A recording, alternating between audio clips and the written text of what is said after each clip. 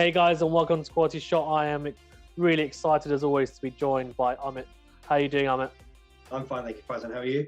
I'm good. You're saying obviously, head coach at Cheam LTC, so you're busy doing your seminars over Zoom, which is probably a bit strange considering you're used to doing your coaching daily and getting, all your coaching and hitting in. So it must be strange. But at least we had some tennis on, which was good. Absolutely. Australian Open just finished, which is, it was a good tournament, I thought. Although I watched the semi-finals for the men's. We'll touch upon the men's first, I guess. And I was thinking, the semi-finals will be quite competitive. We had Tsitsipas versus Medvedev, and I thought that would be quite competitive. But it wasn't. Medvedev completely just destroyed Tsitsipas in that semi-final. And my pick to win was Tsitsipas, which was a bit left field. But after he beat Rafa, I thought, oh, maybe he might be able to do this. Yeah. He's got over that mental block and, he's got through and who knows, but wasn't to be. And then Djokovic obviously faced Karatsev, who we'll touch on in a bit as well, because he had a ridiculous run, his first ever Grand Slam. Run. Yeah, got to the semis. And Djokovic, I think, just showing his class. And I thought, okay, we've had two semi-finals, straight sets. And I thought, hopefully in the final we'll get, Medvedev, a lot of people actually picking him to beat Djokovic, which is probably the first time in a while that someone out of the big three facing Djokovic has been looked upon as having nearly an equal chance of winning a final in a Grand Slam anyway. And, a lot of people were saying Medvedev will do it. He'll go on. He's obviously had that first Grand Slam a couple of years back against Rafa. But it just wasn't to be. It really wasn't to be. I mean, the first set I thought went okay until obviously he got broken in the last game. Then he broke Novak in the second set. And I'm thinking, hold on, he's coming back here. And then from then on, it was just all Djokovic. And Djokovic just completely dominated. And I think Medvedev, for me, lost it a bit, maybe mentally as well. I think he's probably used to hitting some of the shots, you're used to hitting at the angles that he normally finds. I felt like he couldn't quite find them against Djokovic. And he got frustrated and tried to go way too big, which is not really his game. What were your thoughts about the final? Yeah, like you said, I think you consolidated. Yeah, you talked well about it. I think my initial thoughts were it was a bit disappointing. Medvedev's a bit flat. It's his second final, Grand Slam final. I thought he'd be a bit more prepared. So he actually did a better show on the first final when he took Rafa to 5. And like you said, I actually kind of had him as, well, if not the favourite, but at least a good even chance of winning it because of his recent form. He was the man to beat, as Novak said. But in terms of how you put it, the match, I totally agree with you. I think it was close up until the first set. It just felt, because I think he got broken early and they got broke back, and then it was just toing and throwing, and they were holding. It was tight. And that first set really was like probably the best quality of the match. And you didn't know at that point, you didn't know who was going to win. And there were some really long rallies, long protracted rallies, really, which I think in actual fact, which I thought Medvedev would kind of lap up because I've seen him do that for so long. And he came on top on some of those rallies, and Novak also came on top on some of the others. But I think that really set a trend, and I in a negative way for Medvedev, because maybe I thought he saw that he couldn't outlast Novak. He couldn't keep doing that, and like you said, he changed his method of playing a little bit out of his own norm, because what he played in the first set is what I expected him to play for the next 3, 4 sets, 5 sets, however long it went. But he didn't. He couldn't sustain it, and I think, like you said, the telling thing was especially after he got broke in the second set and he won that, got a break up, and then he lost that break. It went flat, and he went flat mentally. And I just think from that point on, it was one way. And Novak completely took control of the match, took the heart of the match at that point. But up until that point, it was anyone's game. And at that point, I thought, okay, well, he's got a chance. But so in that sense, it was quite disappointing, I've got to say. But I did expect, I expected a bit more of a fight back. I expected, as Medvedev said, he's got nothing to lose, and pressure's on Novak, but it didn't look like that in the end. But yeah, so the most disappointing thing was his mental attitude, because he really started questioning himself and arguing with his coaching and entourage, which he's done before. But I just felt like he wasn't calm. And Novak has been there and done that, and just showed us all, to doubt how could we ever doubt him? Because really, he's won 9 now. That's an incredible achievement, and he is the king of Melbourne. There's no doubt about that. So yeah, and in terms of I thought in the end, definitely the worthy winner. Just creeping up with the all-time. He's in that all-time list, the GOAT conversation. So all of that, but a little bit disappointing, I've got to say. Yeah, agreed. I think one thing that stood out to me a lot was, Medvedev made a lot of unforced errors. I think compared to what you're used to seeing. I mean, he made 30 unforced errors in comparison to Djokovic's 17. I think that to me was a little bit alarming, because throughout the whole tournament, especially his backhand was super solid. And I was saying, as I was watching it, especially in the semi as well, I was thinking, this two-hand is one of the best on tour potentially, and because maybe it's not the most beautiful to watch in terms of, it's not particularly orthodox, but the type of angles he hits, etc., were just out of this world. And I was thinking, he just doesn't seem to miss, and his backhand down the line I thought was really good, and he hits it the way he hits it is sometimes almost quite early as well on the ball, and it definitely puts people off, and he comes inside the court and hits it. But he missed a lot of those, and he started going quite big. And I was thinking to myself, okay, is it a case of maybe he's underperforming, which I feel like it was probably slightly that, but it's probably more to do with Djokovic just hitting the ball so deep, absolutely, not giving Medvedev any opportunities to come forward. Totally agree. And I feel like some of those unforced errors, and it's funny because I heard other people talk about it, and I guess unforced errors is just the guy sitting there saying, "Oh, that's an unforced error." But in actual fact, probably some of those unforced errors were just forced in the sense that Djokovic was just relentless with pressure. And Totally agree. His 50% shot, or his rallying shots, are almost, they're almost 70% of other people's, but he just hits everything in, and he gets pretty much everything in at a good depth and good topspin, or good angles. And I just felt like he was a machine in there at times, and Medvedev was just like, this ball keeps on coming back, and I'm not able to actually, bring some kind of my own impetus into the rallies. And I felt that definitely led to the frustration that you could see throughout the match starting to creep in, which is, it came to a breaking point where he broke his racket, and you could just tell he was almost like, this is over. And I thought mentally he got a bit broken, and Djokovic broke him to a degree. And that was a bit disappointing for me from a sense. Yeah. But I think you make a really key observation. A key observation that you made is Novak's depth. He hits deeper than anyone else. And that's really the crux of the set, the tempo of the match, and in effect, decided the outcome of that match is by the depth that, especially on return, and especially when Medvedev was attacking, or when he did get the ascendancy in the rally, he couldn't keep that ascendancy because Novak's depth was so great.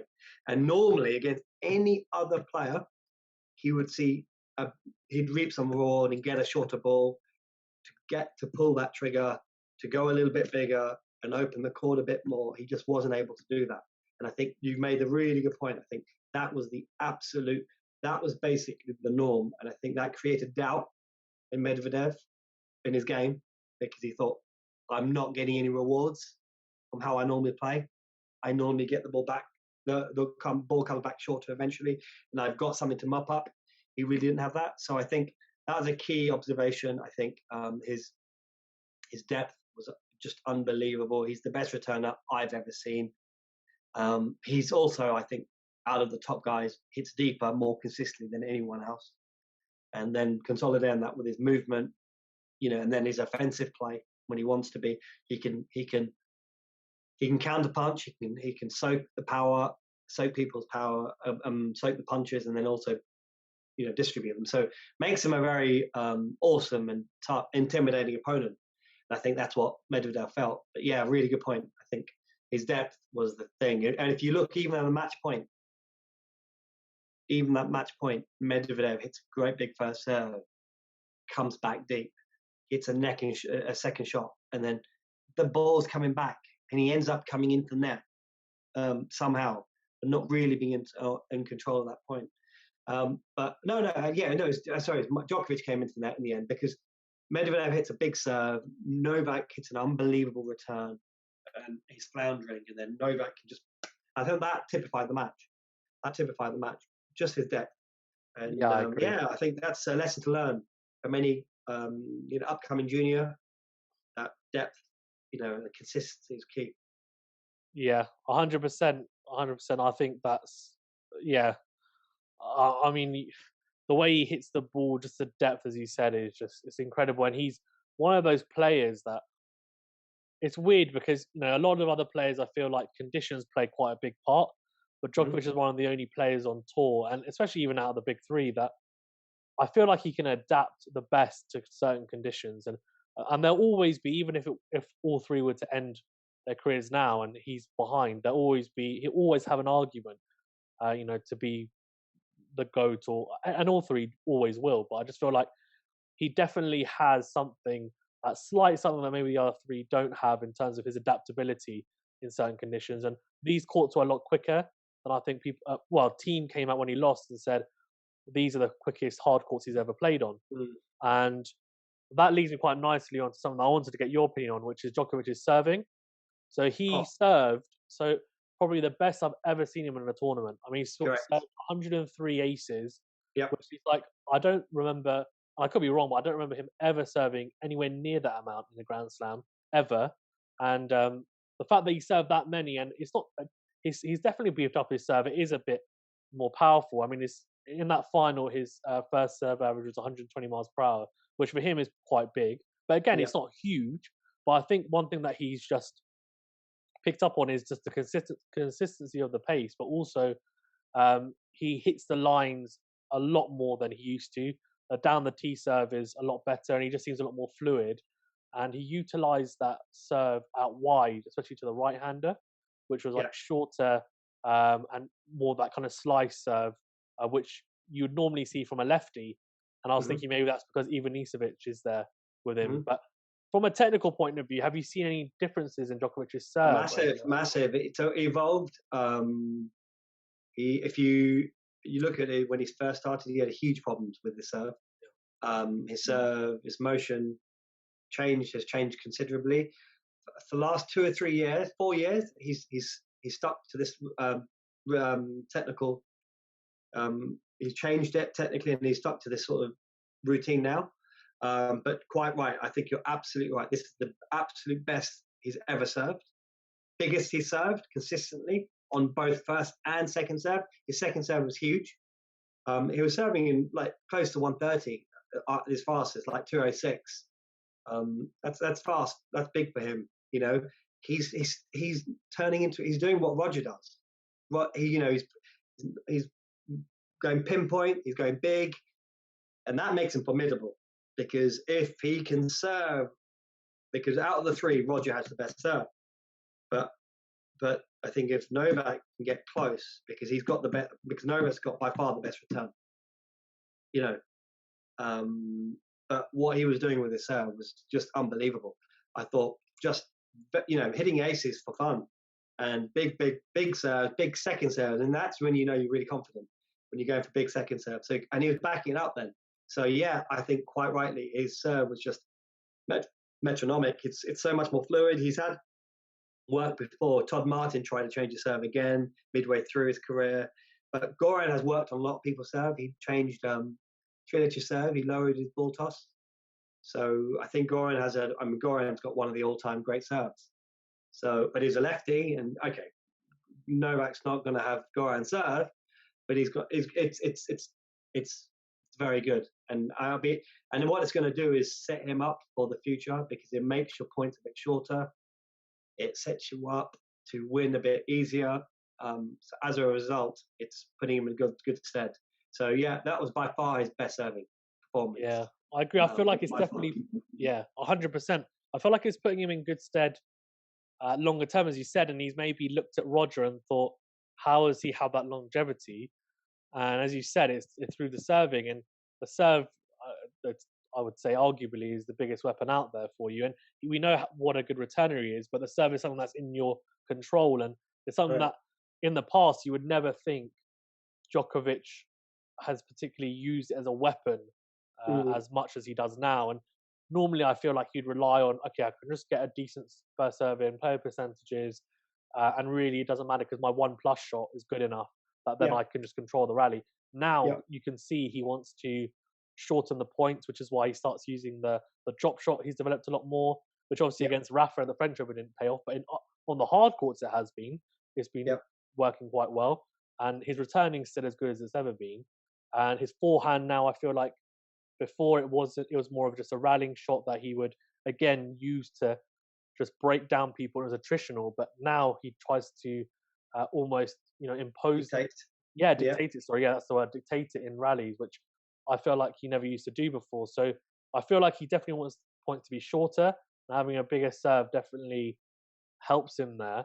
And even the 103 aces, it'd be interesting to see though how many were unreturned as well, because I felt like he hit a lot into into corners where people might get a racket on it, but they just can't get anything back.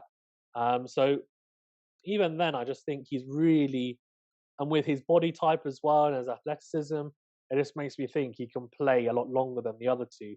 Rafa's got knee injuries. We can touch on Rafa in a bit because he's tried to beef up himself, I think, a little bit as well. But Djokovic has done it so effectively here. How do you think that's going to put him in terms of longer term? I mean, surely it puts him in really good stead to play for a very long time here. He's going to be 34. Nothing's a guarantee in professional sport. He's at the end of the career. I mean, the weird thing is, right, professional tennis and the Sampras's, the Agassi's, the Beckers, Becker retired, Edberg, they retired at 30. 30 was over the hill. I mean, Sampras retired, 31, 32? So he wasn't very old, but he felt past it. And this is a testament to the modern, just the way they're looking after themselves and the desire, especially the top three, of keeping themselves fit and just keeping themselves agile, and injury prevention. But quite right, you said his body type, his genetics lend me to believe that he can play for another 3 years at a top high level, close to 37. So it's now up to the other guys, who the younger guys who aren't that young. Let's face it. I mean, the likes of Becker, these guys who are winning at 17, 18. That's not happening anymore. But there's people not even winning it. So when we call the Zverev's young, he's 23 now, 23, or 24 now, it might even be. So he's not that young, but Boris had won 5 or 6 slams by the time he'd won that, by the time he was that age. So it's all relative, but I think 24 is still young at this moment in time. But we're waiting for a push. We don't know anyone who's out there. Certainly, going back on your point, I think Novak is the best hardcore player. And going forward, it's going to be a push to see him, for someone to beat him on a hard court. Obviously, Clay will be the interesting one against Rafa, because he's got an opponent. That's where he's not as comfortable with, on that surface. And there's one guy who's the all-time best on clay. And then he's had of late a fantastic record at Wimbledon. Also because the courts are playing more like hard courts now, so they play a bit harder than they used to. So that helps him compete, especially in the second week.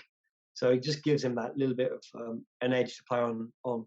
So certainly on the 2 of the 3 big surfaces, he's got a good edge against most of the players. Only Roger is comfortable and I would say, Rafa's won Wimbledon once, but twice, I should say. No, but he's, it's I'd say, next 2 or 3 years, I can just see him just injury permitting. I can see him just add to his tally. And there's very few people I could see stopping him. Yeah, it's gonna be tough. I think in the French, obviously, there's probably maybe Cheam and Rafa, and I think potentially you might say Djokovic is third, but after this, he'll probably go in very confident, I think, into that one, and he's beat up his serve as well. So I think he'll be the second favourite. Wimbledon, he's definitely the favourite, Yeah. and the US Open, he's the favourite. And Rafa historically has been quite good at the US Open, but he hasn't beaten. The issue, I think, and maybe we can go on to Rafa, is that on the hard courts, he hasn't beaten Djokovic or Federer for quite a number of years. I think the last time he beat them was in like 2013, 2014. And when he's won the US Open since, he hasn't had to face them. So he faced, Medvedev a couple of years back. And Djokovic, in the type of form he's in, like he's going to have to face him at some point. But it just seems like there is that gulf in class, unfortunately, on the hard court. But I wanted to touch upon him as well, because to me, as a Rafa fan as well, I thought he looked pretty good up until that third set against Tsitsipas. I thought he looked good. I thought he looked really good. Yeah, and I feel like the break point, wasn't it? The breaker where he shanked the two overheads, which he's normally. It's unusual. What would you say is the best overhead? Him and Roger are the best two smashers I've seen. Yeah, he's unbelievable. But I mean, he's an unbelievable smasher of a ball. He gets in great positions and he's very offensive with it. So it was just one of those days. And then Tsitsipas got confident. It became a lot closer. The game changed. Match changed. So you're right. I actually had him getting to the final. Well, he probably would have had to beat. Well, maybe not. Probably would have had to beat Medvedev, and maybe would have fancied Medvedev to beating Rafa. I actually think Rafa is more vulnerable on any other on all the surfaces. I know he has done well, but he's less, like you said, on clay. Undoubtedly, he's the favourite against Roger and Novak. Yeah. On the other surfaces, he plays them not anymore. Don't think so. But I think he's just, and so for him, he's going to try and work that out. But he's also going to try and beat the young guys. I feel they're more of a threat against Rafa. They can beat him, potentially on a hard court. They certainly have less of a chance against him on a clay court. Yeah. So I think that's where it's tough on a clay. So I think there's many things to look at it. But I think Rafa was playing well and looking good, and just got beaten by a resurgent Tsitsipas. Yeah. Which is good to see. But like you said, he didn't push on. He lost quite tamely to Medvedev in the end, and then the rest is history. But I think but he's another one who will carry on because he wants to try and beat Roger's record, and he may do that. The French, it's only Cheam and Novak I think can really stop him, barring an injury. But then he's probably hoping that Cheam and Djokovic is on the other side, so that they can play each other. That's what he's probably hoping, isn't he? Yeah. But it's still, I'm waiting on that next push for the other guys to come into the equation. Really, that's the thing. And then obviously the unknown about Roger and his comeback, which we're not sure because he's apparently pulled out of Miami, but he's playing Doha and he's playing Qatar, Dubai. But I think he's taking it slowly. We don't know how fit or if he'll ever get to full fitness. So we don't know, what his body's like. And he's getting on. So it's probably, he's got a year. I mean, I'm a Roger fan, big Roger fan. I like to be proven wrong. I like him to carry on for many more years and surprise us all like he did in 2017. But it's a push. It's going to be tough. The physicality of the game, and especially lately, Roger has to take risks to win because he's that much older than those guys. Yeah, he's past his peak. You can see he's definitely past his peak. There's no doubt. He's just trying to keep to a point where he can threaten those guys. Yeah. He's trying to have one good tournament, isn't he? He's trying to have a couple of weeks where he just switches it on. And actually, as best he can be anyone, he will. So actually, he's dangerous. He's got to have good conditions, and he can win a tournament. He can win a Grand Slam. Wimbledon must be his best bet, right? I'll assume. Always. He just had some tough losses against Novak, very close losses against Novak. And the final week plays like a hard court. So it's less on the first week. It'd be slick, and Roger would love to play him when it's a bit slicker. Courts slow down a bit. Grass has slowed down a huge amount the last 10 years. So that's just gone into, it's not less in Roger's favour and more in Novak's favour, because especially on the return. So it's still going to be a challenge. But yeah, he's still there. If he's playing, you'd have to say he's their second favourite for Wimbledon with his record. So that's what I would say. So yeah, I think the unknown about Roger playing, but look, it'll be great for the game. Hopefully we can get some spectators back to watch. That'd be great. Don't know what's going to happen with Wimbledon, with spectators, but fingers crossed. Yeah, fingers crossed. On Rafa, it's interesting because I feel like he's tried to beef up his serve, and it has improved over a number of years, but maybe hasn't got to a point where it's good enough to compensate for some of the running that he would normally do, if that makes sense. Like, I feel like he still feels like he has to go quite big in the rallies, and maybe, as you said, similarly like to Roger, take some risks, and that's why you will occasionally see him shank a forehand. Well, yeah, and like his backhand is much. I feel like out of the three, he's probably improved the most, if that makes sense. But that's because his backhand wasn't particularly good, if you know what I mean, and his serve was really weak. Whereas Djokovic, I felt like, was always solid on both sides, or his forehand's improved, I guess. But Nadal, I feel like, do you think he has much more to improve? And do you think he can actually push on and like Djokovic has done, use the serve as a weapon? Yeah, I think he's serving the best he's ever served. Absolutely, his best he's ever served. He's serving. His serve is just phenomenally good at the moment, but he's never going to be. He's not going to be a Roger or a Novak server. It just doesn't. He's a good lefty server. He's improved his serve. He's beefed up his serve. There's a point where he really beefed it up, but he wasn't used to the ball coming back. It's not his tempo. He's now become a first strike player because, again, like Roger, he can't run as much. But if you watch when Rafa came onto the tour, he was an outlaster. He was a grinder par excellence. He'd wait for you to miss, right? And when he gets push comes to shove, when he's under pressure, he'll still try and do that. But he can get bullied. And also that takes the legs out of him. So he knows at his stage in his career, he can't do that. So he's also adapted and played much more offensive. He's moved up much closer to the baseline. So he's moved forwards. He's learned that from Roger. He's used his forehand. He's got really dictated with that forehand. So the mistakes he makes, he's got to live with them, I think, because he can't be the player he was 10 years ago. He can't, although as much as we'd like to grind a little bit more. And that's the difference. I think Novak, out of the three, is the freshest and still has the legs. And that gives him a distinct advantage. Out of those three, he has the freshest legs. He can balance defense and attack better than those two, which makes him tougher to beat against everyone because he's just, whereas Roger doesn't really defend anymore. Of course he can. Roger's all about offense now. He just goes, keeps quite, doesn't want, he's 39, he's going to be 40. Yeah. He's played this way. It's high risk, but he understands that. I think he made a conscious decision. It's not like he didn't want to play. He didn't want to do defense. It's because he couldn't. He realized that his legs weren't there. And he couldn't really, so he has to go, but he's an all-court player, so he's using his strengths. And I think Rafa isn't quite as strong an offense as Novak and Roger. He's good.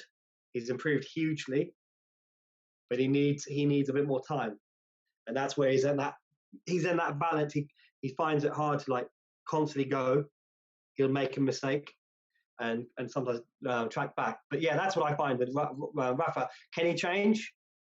I don't think he needs to. I think what he's doing is he's playing very well. I think, he's just waiting for opportunities, and I still think he'll back himself against most players. Okay. So if I had to push you, who do you think is going to finish on the most? If you look at maybe the next 2 years. I'd have to say Novak. I mean, that was clear for the last 3 or 4 years. I thought Novak. I think barring an injury, it's Novak. Because he's going to be more dangerous on any other surface than Roger and Rafa. Roger's coming to the end of his career, so Rafa might prove me wrong and go on a spurt, won Wimbledon, which will be surprise. Let's face it. Not that he's been close, but he's not. You know, but it just depends. Anything can happen. But I would say, yeah, if I was a bookies man, I'd go Novak to win the most now. It's looking like it. Yeah, I mean, what I'm assuming. So if you look at it, we've got French. So if you say Nadal wins the next two Frenches, let's just say.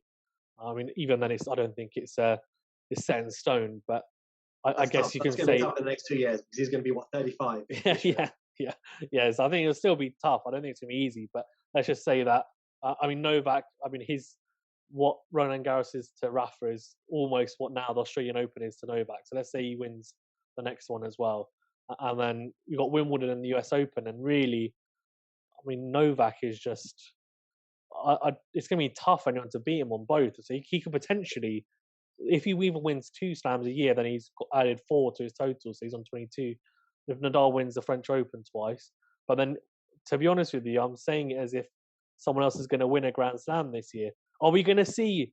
I mean, are we going to see? Do you think this year someone step up? Because this kind of final highlighted to me that maybe the guys, maybe not skill wise, but mentally are not quite there with. They're not there with Djokovic. And I like Cheam, but he didn't have to face Novak. Novak would have faltered. Most likely, Novak would have won that tournament at the US Open. And I think he's now on this honeymoon period where it was such a amazing accomplishment to win a slam. Cheam suddenly in this position where he's trying to back it up at the moment. And I do look at him, to be honest with you, as once he gets his mojo back again and he's fresher mentally and physically, and he's a little bit flat, I think he's the guy who I would look to potentially. He's improved a huge amount. If I look at anyone in terms of game and game style and belief, I would say Cheam to win. If there's anyone, it's Cheam to win a slam on any other surface, on hard or clay. It's Cheam.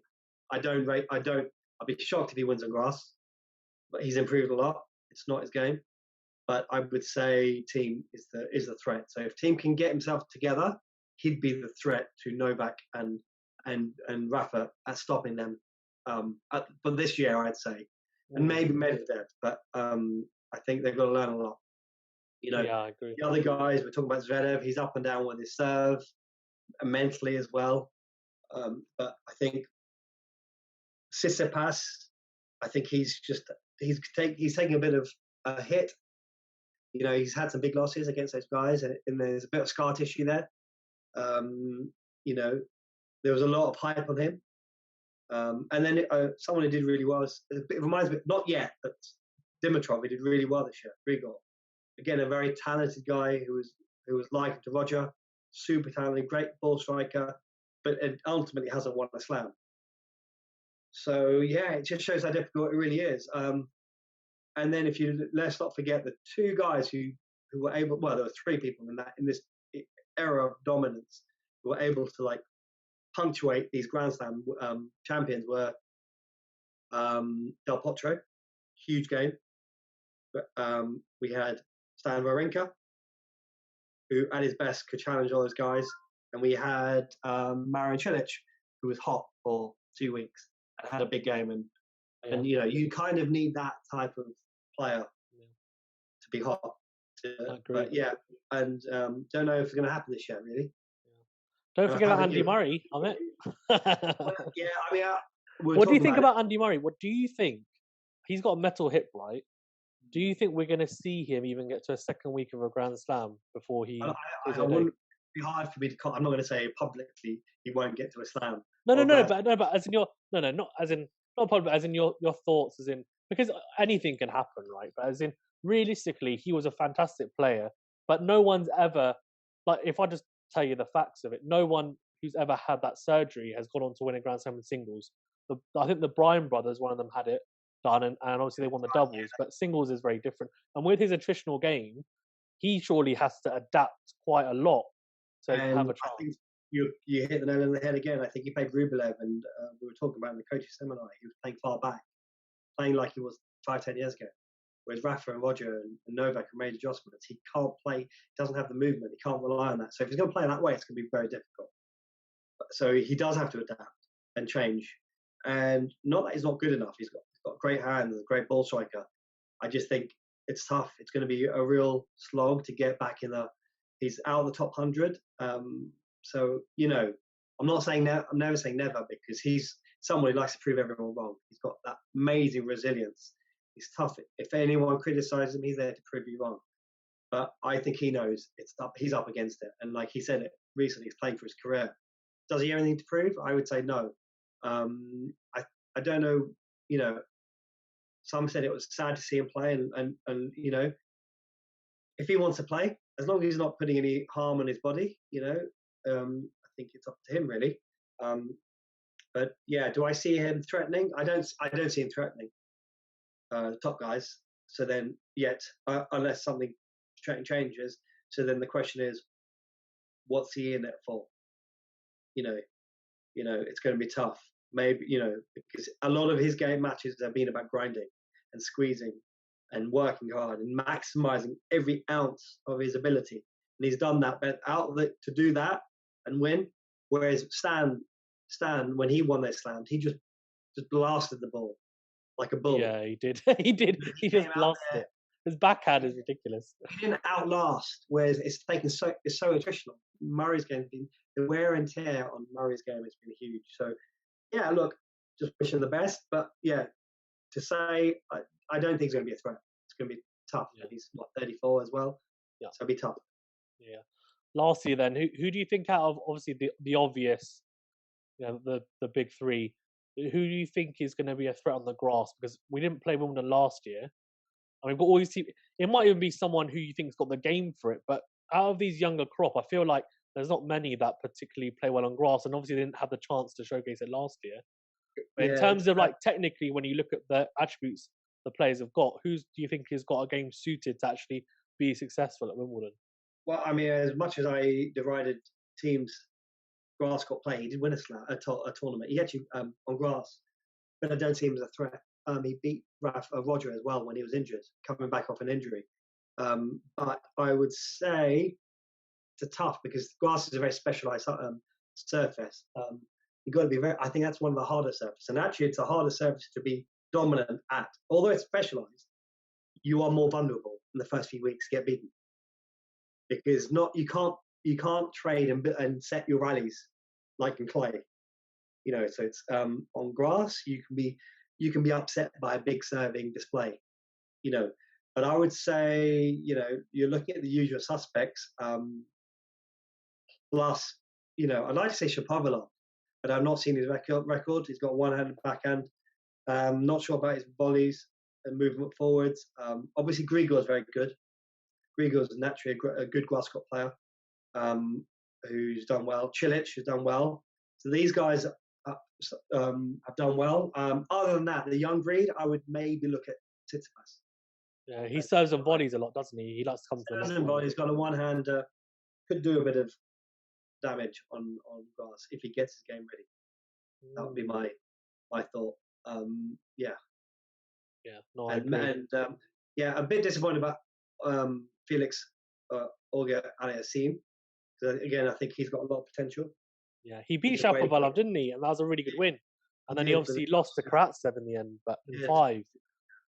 That was disappointing because he was my dark horse. I thought I wanted to get to the second week. He didn't quite get to the second week. But it was good. It was a good win over his fellow countryman. Obviously, performed quite well. Fantastic. Well. Yeah, exactly. But yeah, no, overall good. But we shall see.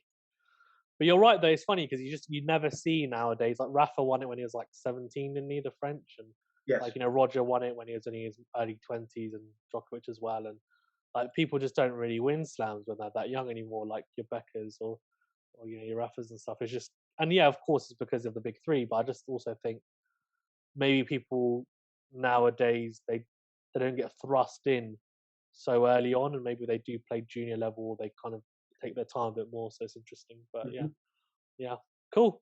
Is there anything else you want to touch on before we wrap up? No, it's all good. Thank you very much for having me on.